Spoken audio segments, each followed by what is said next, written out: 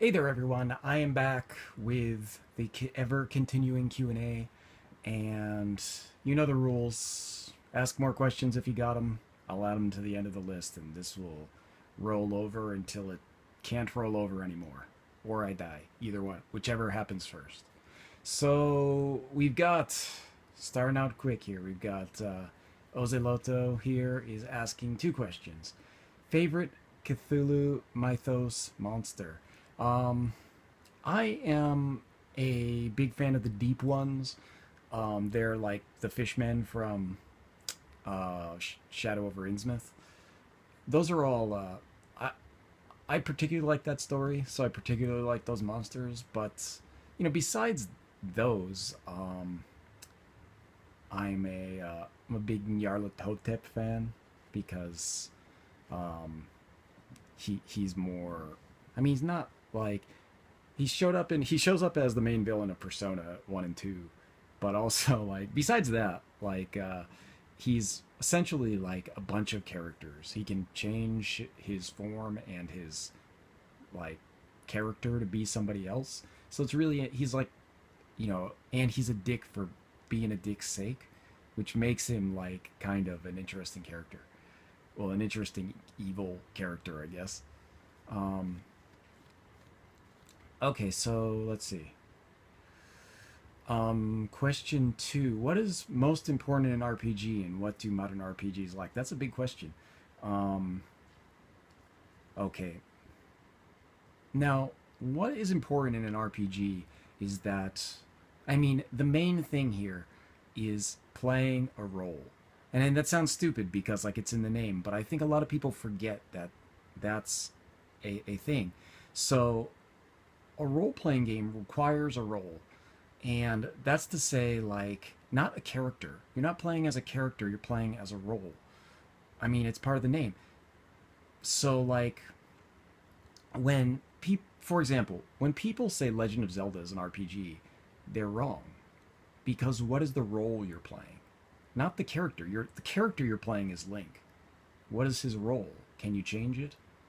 No. It's set. That's that's not role playing.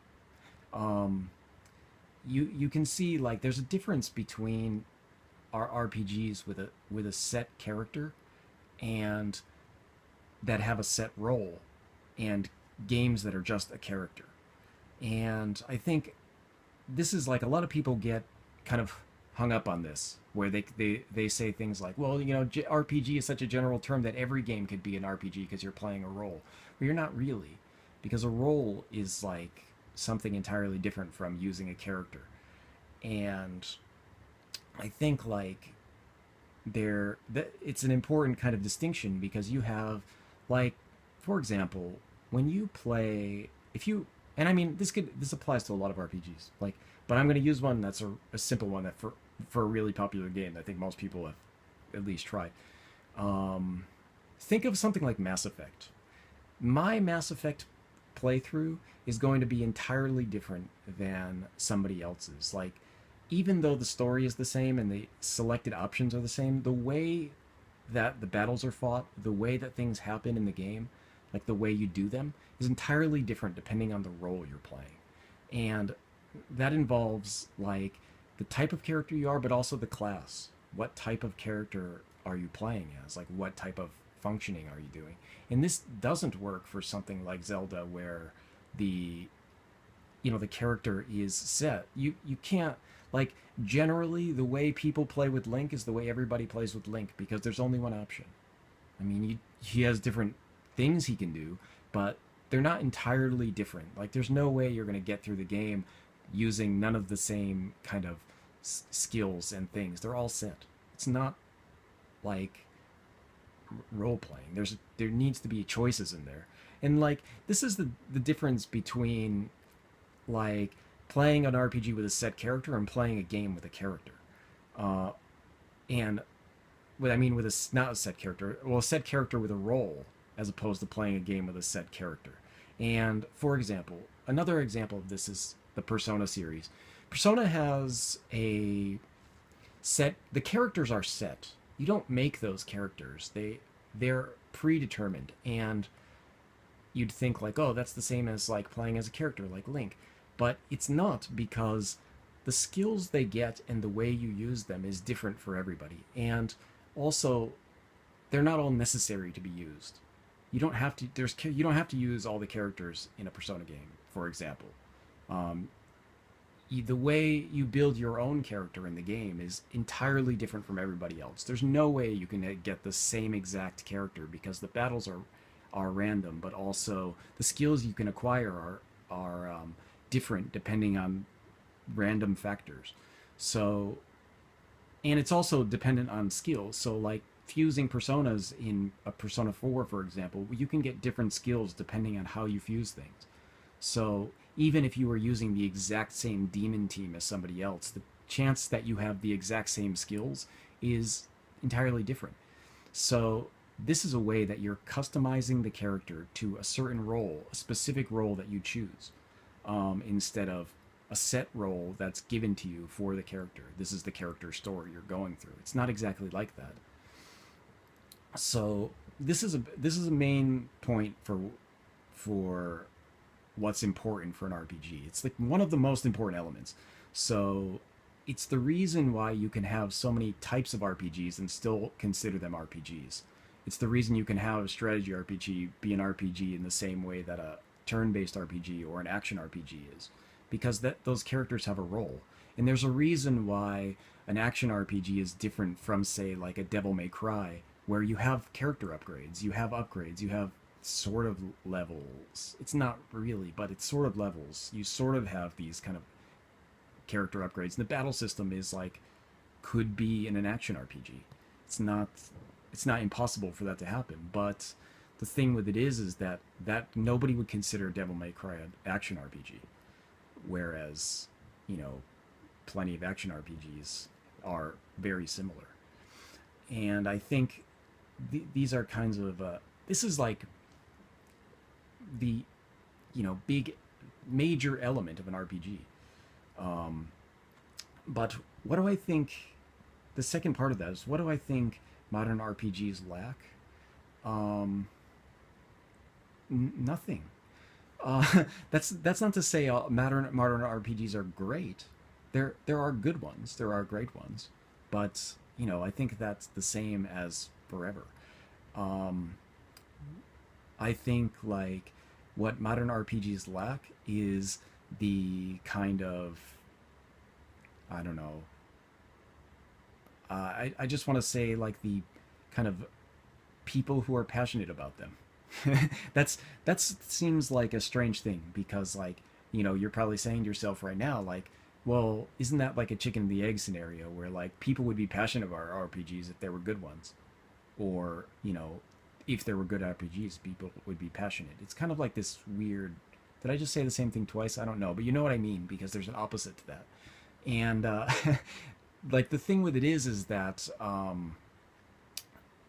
you know, what is being produced for RPGs now is, you know, obviously there are not as many kind of, I don't even want to say high budget. I just want to say like um, games that are meticulously made as there were previously, and that's mostly because there's been an image for like the past 10 years or so that people aren't going to buy RPGs.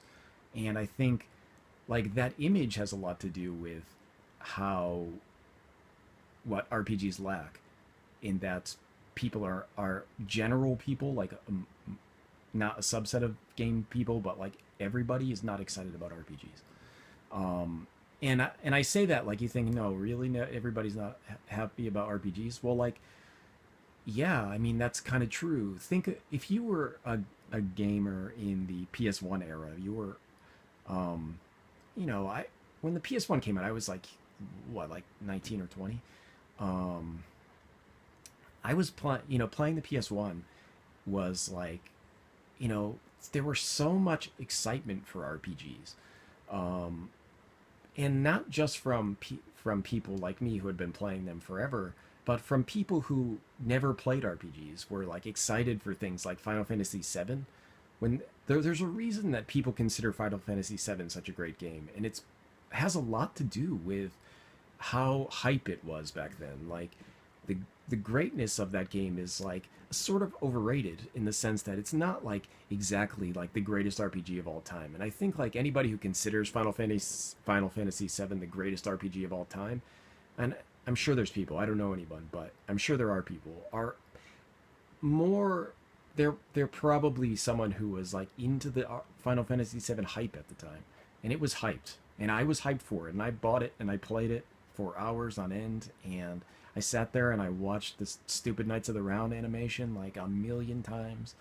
Um, but it's the kind of thing where you know that doesn't there's nothing like that. That started to die in the PS2 era, where RPGs kind of lost their luster, and not because RPGs got worse. It's just that people um, kind of fell into the idea that like, okay, we know what RPGs are now.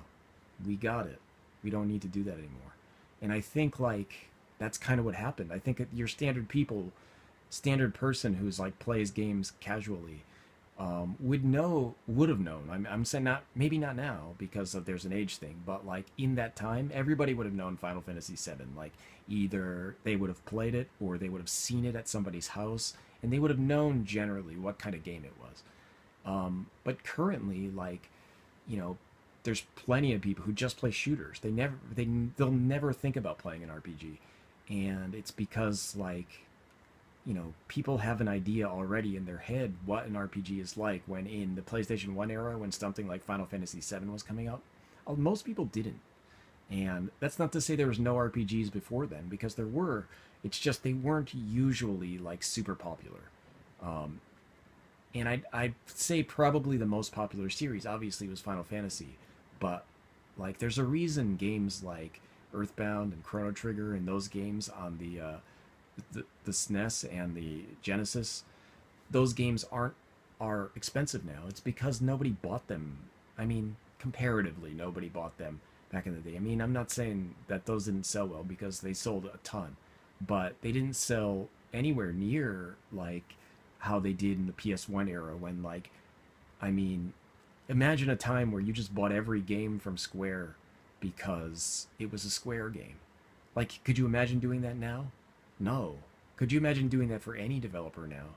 Um, Maybe like one or two, but even then, like even I wouldn't do that for developers I love. Like, you know, I like From Software, but you're not going to see me buying all their games because it's not like every game they make is gold. Um, or it's for every Dark Souls, you've got a you know various other games that they've made that are not quite so good. But you know, even stuff like Atlas isn't like immune to making a like a mediocre game that isn't gonna be a classic. But like when on the PS1 era, when Square was making stuff, like seriously, I bought like every Square game that came out just because had a good idea that it was going to be a good game, and generally it was. They had a huge streak where everything was awesome, um, and that kind of thing is like just missing, and I don't think it has anything to do with the game quality. I just think it has to do with people just got tired of RPGs.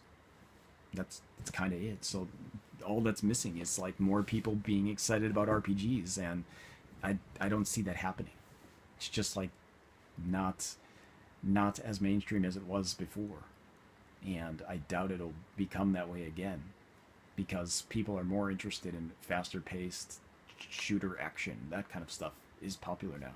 So, and what will become popular in the future, I don't know. It could be RPGs again. It's not like Skyrim's an RPG, so that was super popular.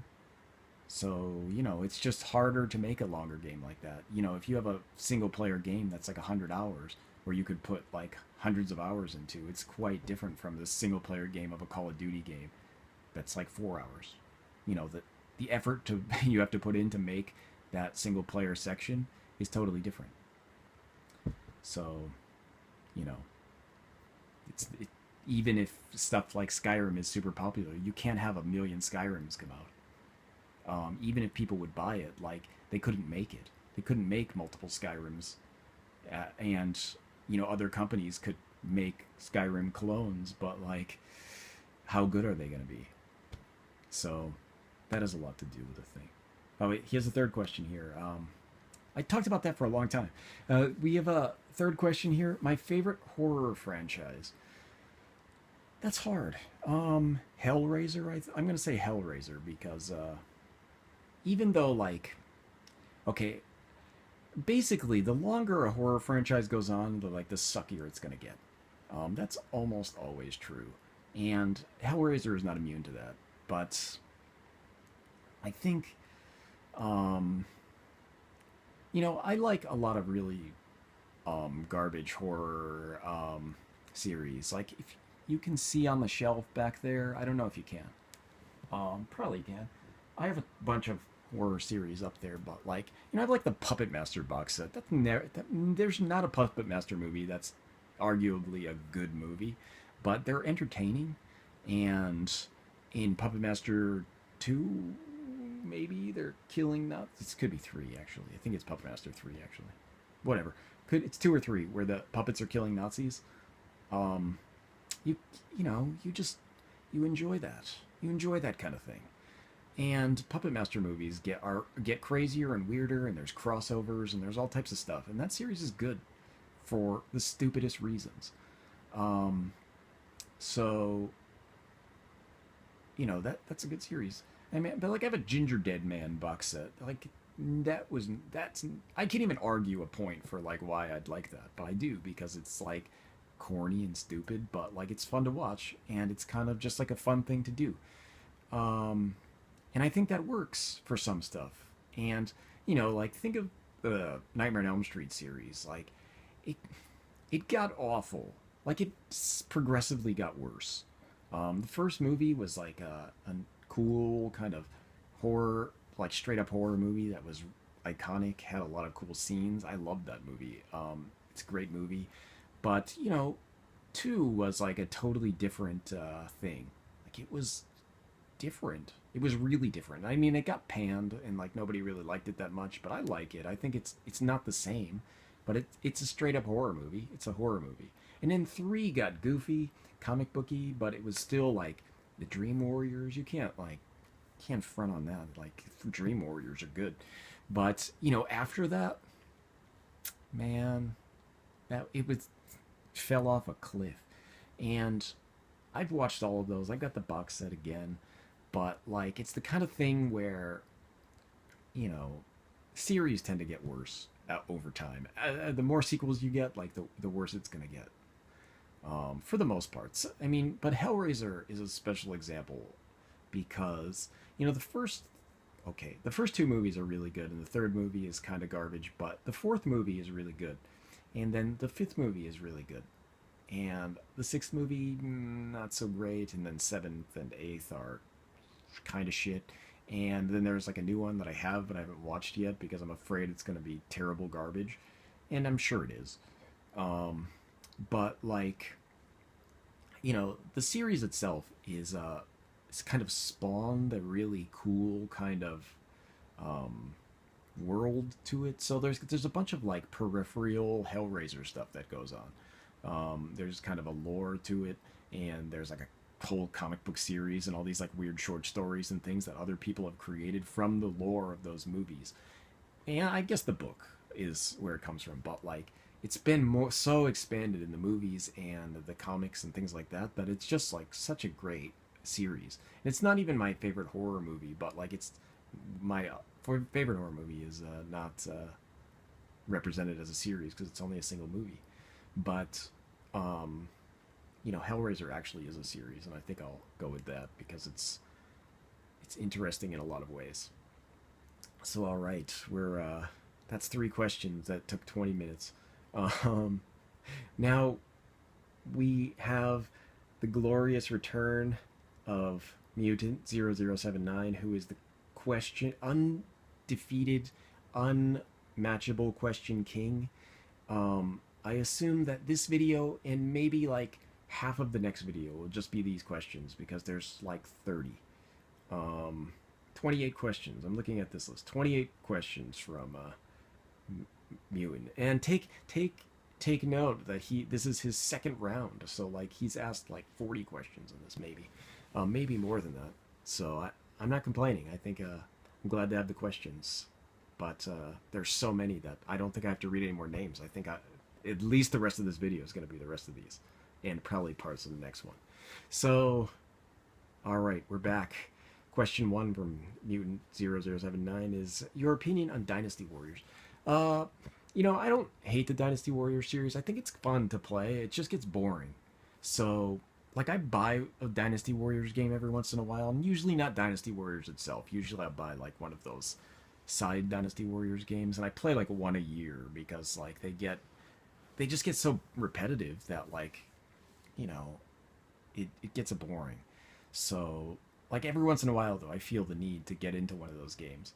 So I buy them occasionally. When they're cheap, though, I never buy them new. I never would buy one of those games new. But, like, for example, I have like a couple of Dynasty Warriors games. Some of the Orochi. I have Orochi, Dynasty Warriors, Orochi 2, maybe. And then I have, like, Hokuto Muso, which is the Fist of the North Star one. And I have, like, Troy Muso, which is the Trojan War one. Those are like, I like those games, but like, I just can't play them too often. So like, sometimes though, I get a hankering to play, so I play those. But I don't think they're great games, and I think if I were gonna play Dynasty Warriors, I would probably not. I'd play Basara because I think it's better.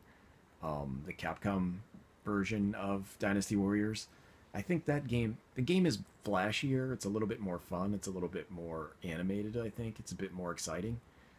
Basara is a better series, but it's because it's the same kind of as I guess Samurai Warriors, not Dynasty Warriors, is Basara. But like, it's a good series.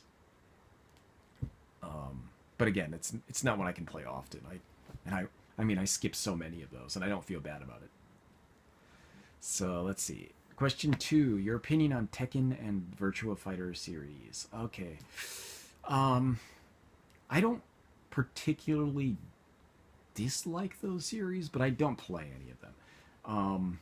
Tekken I was sort of into like when Tekken 2 was out. I used to play them in the arcade all the time. And there's I have this I have a story about Tekken 2, but I don't think I should tell it because like it's too confusing for anyone who doesn't know me. Because like there's all this weird explanation I'd have to do to make it make sense. So, but like there was this point where we used to play Tekken 2 in the shopping mall arcade, and there was this dude here there was a dude who always came, and we called him the Tekken King. We didn't know his name, and he was the Tekken King, and he was like just better at Tekken than us. That was the thing, and like we weren't really good at Tekken. None of my friends like were really into it because we were all Street Fighter people. But so we would play Tekken occasionally, and the Tekken King would always come and beat us. And then, but he was like mostly quiet. He didn't say much, and he had his friend with him who we called the Tekken Toady, who would constantly be like his hype man. He was like the Flavor Flav for the Tekken King. And basically, we played Tekken every once in a while, but there was one time when the Tekken King came, and we played a friend of mine was playing, and the Tekken King came, and they signed in. But the guy was playing who was like had not played much Tekken, and like we could usually beat him all the time. And what he did was he was just like, well, I'm not going to be able to beat the Tekken King. So he just fucked around. And like what he did was he spun the controller in a circle and like mashed the buttons the entire match. And he won. And we thought like, what the fuck? Like this game is, like if you did that in Street Fighter, you'd die. Like you would just get destroyed.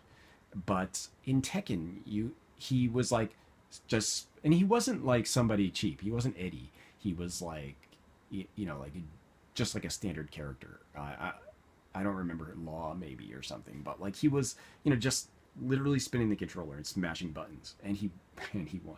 So we thought, and after that we were just like, man, we are not playing Tekken anymore. We're done with Tekken. because if you could beat somebody who is like generally skillful at the game just by like spinning the controller and mashing buttons, like you, it's not worth playing. And I know that Tekken is actually quite technical, and I've seen people who are really good at Tekken, um, like do amazing things, but like I just can't get into it. It seems like it's too different from what I like want to play in a fighting game. And I've played some of the recent Tekken games, and I played in a tournament actually at Tekken where I got to the semifinals, but it was like this weird kind of tag tournament. We were playing Tekken tag tournament, and the idea was that like you'd have two two people in the game where it was like you have one person on the team who is really good and one person who has like never played or has like played only a little bit. So I was obviously the guy who played only a little bit, but my team did really well because it was I was okay against the other people who sucked. But yeah, man, Virtua Fighter. I used to play Virtua Fighter in the arcade, Virtua Fighter 2, but that one didn't have the same problem. Virtua Fighter is like super technical, and if you fuck up, you're dead. But like Virtua Fighter, I stopped playing mostly because nobody I knew liked it. It was like the only person who played it in the entire arcade. I never played anybody that I didn't know, and that was because nobody besides us played Virtua Fighter 2. And it just got boring after a while because, like once my friends were like, we're not playing that anymore, it was just kind of like, oh, well, I guess I can't play it anymore because what am I going to do, fight the computer all the time? That's not exactly fun. So after that, like, it was just, nobody was playing. So I just stopped playing Virtua Fighter. And I know Virtua Fighter was popular, and I like Virtua Fighter. I think it's a fun series, and I used to be really good with Wolf, but man, I can't get myself to get back into that game now. Um, everyone we we used to play Virtua Fighter a little bit, but like then we started playing Dead or Alive after that, and like nobody wanted to play Virtua Fighter anymore.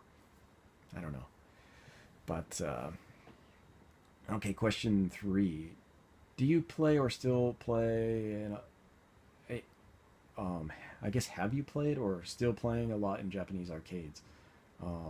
Your favorite arcade games in Japan, and also do you use cards for customizing and saving your character data? Um, I don't go to arcades that much.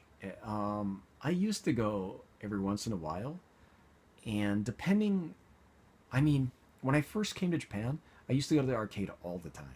Like it was near my house, there was an arcade, and I used to go there like, I don't know, almost every day. I mean, I didn't actually have a gaming system when I first came to Japan. It took me about 6 months before I got something.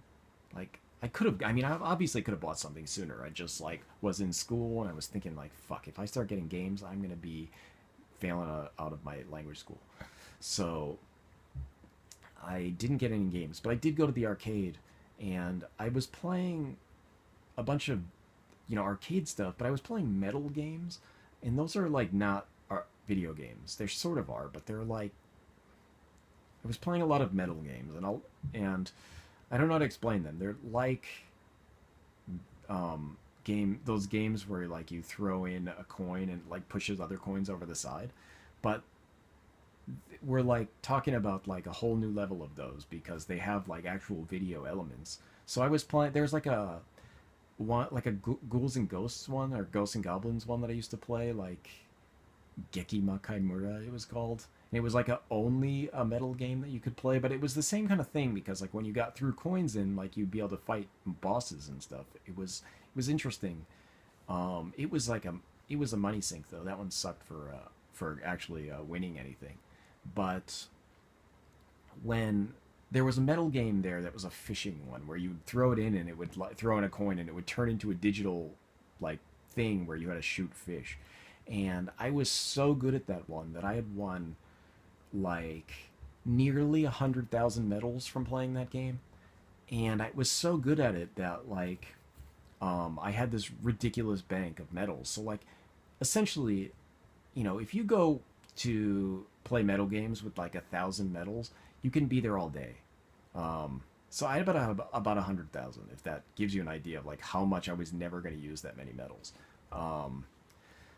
But I would go there for play those games for hours. And there was all these cool ones. There was like an aliens one, and basically what I'd do is I'd like play for a couple days on all the other machines where I'd lose all the time, and then I'd just go back to the fishing machine and replenish my stock.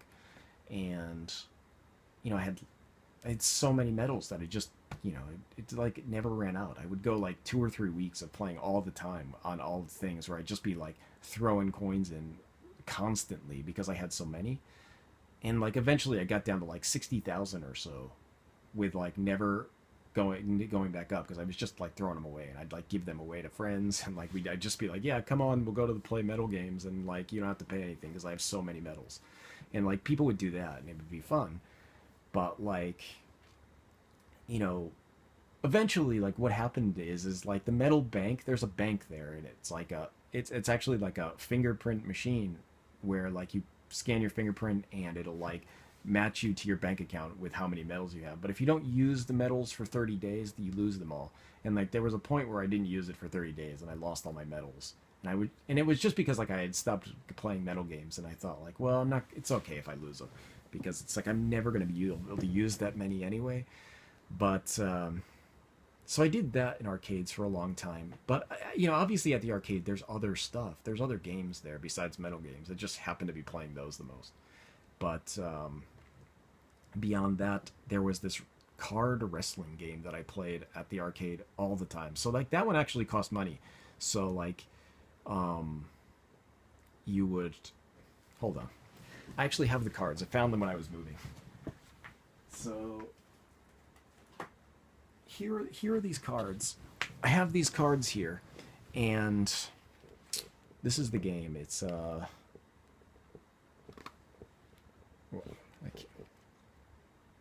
Wrestling Arena Battle Climax is the English name for these. And oh yeah, it's clearly written on this one, Wrestle Arena Battle Climax. But basically, this is a game where like you get cards. Well, this is the starter deck. You get a starter deck, and it's like a couple hundred yen or something. And then you have this machine where you can wrestle using the cards. So the cards, let me take some out here. You have a wrestler. You have certain wrestlers you can use, and then you have you'll get wrestler cards, and you'll have also like moves they can do. So I have like a bunch of all the wrestlers that I normally were using were I have in these like plastic things because like you don't want to get them damaged. But like you can see, like for example, my teams, like I was using like all these wrestlers that I just thought I liked. You have like Makai 2, but like you'll have Steve Carino, who is an ECW, and Rick Steiner. Rick Steiner, look at, he's got like the dog face gremlin, the Beware of the Dog jacket on that he had in WCW. And like Low Key and Takao Omori, but like Seiji Sakaguchi you've got here, and like I have these foil cards for these guys. So like who is this? Yoshinobu Kanemura, Satoshi Kojima, but like Naomichi Marufuji, who is like super famous, and of course like the Hulk Hogan of Japan, Antonio Inoki. But I used that was my main team there, but I have a bunch of other guys too. Like I'm sure I was using Keiji Muto for a while, but like you can see like there's a bunch of moves you can do too, and like I have an actual deck of moves. C.W. Anderson, that's like ECW throwback. But like seriously, I played this game so much, and like you can see like the borders of the cards, the colors like denote like how rare they are. So I don't know. I have a bunch of these cards because like every time you played the game, it was like like $1 or something, and then like after you played, it would spit out a pack of cards, and there's like 5 cards in the pack or something. But every time you play, you got one. So like I have a ton of these. I have like boxes and boxes of these cards. So Um, yeah, this was a game I played a ton at arcades. But beyond that, like I've never like gotten a card to save my data for fighting games or anything, and that's usually what I play in the arcade, just like Street Fighter or something because it's fun. Sometimes I play shooters, but I don't know. Now there's like, I mean, there's still shooters and stuff to play in arcades, but a lot of it's been taken over by that kind of like bigger arcade experience. So like there's big pods and things, and I'm not into that kind of stuff, so I don't really do that. So I haven't been to arcades in a long time. I'd probably go back and play more metal games if I could, but like that's kind of a time sink too, and like your startup funds for that, it's like $30 or something to get like a couple thousand medals to start up. Um, I could do it. I mean, it's not like $30 is gonna kill me or anything, but it's the kind of thing where like, do I want to sit there like getting my hands all metalized? I mean, I've done it recently, not super recently, but within like a year or so, I've done it. So it's possible that I could do it, go back to arcades again. But let's see. Question 4: Your favorite Kamen Rider and Kamen Rider suit? That's different. My favorite Kamen Rider. Um, I don't know. I think like my favorite Kamen Rider series. It might be Fize. But I don't think his suit is the best. And like I don't even know if he's my favorite Kamen Rider. Um, I mean the series is the best series. The story is the best story. But like I like Decade maybe is probably my favorite suit. I think it looks the coolest. Even it's like it's like based on a barcode basically, but um I don't know. I mean, as far as like the kind of cool factor for the Kamen Riders go, um, which would be my favorite in that sense, I don't know. That's a harder question. I'd have to think about it more. Um, mm, I I don't know. That one's hard because like I like a lot of the secondary writers more than the writers for the series. So like I don't know. Out of in when if you watch like the Decade series, like D End is a cooler character. I mean, he's a dick, but like he's better that way. I think like he's kind of a more fun, more likable character. But yeah, so I think I answered that. I'm not sure though. Question 5. Do you do cosplaying? What characters have you cosplayed? Also, if you're going to do cosplay of Kamen Rider, which suit will you pick in terms of difficult difficulty of making it? Oh. Um, let's see. Do I cosplay? Not really. I haven't done any character cosplaying. I've made masks and things, but like they're all my own creations. I haven't done any like actual cosplays of things. Um, so none. I guess I've not never cosplayed any characters. I would, I guess, like if I had the time and like will to make that stuff. I mean, I just don't have anything that I really want to cosplay as.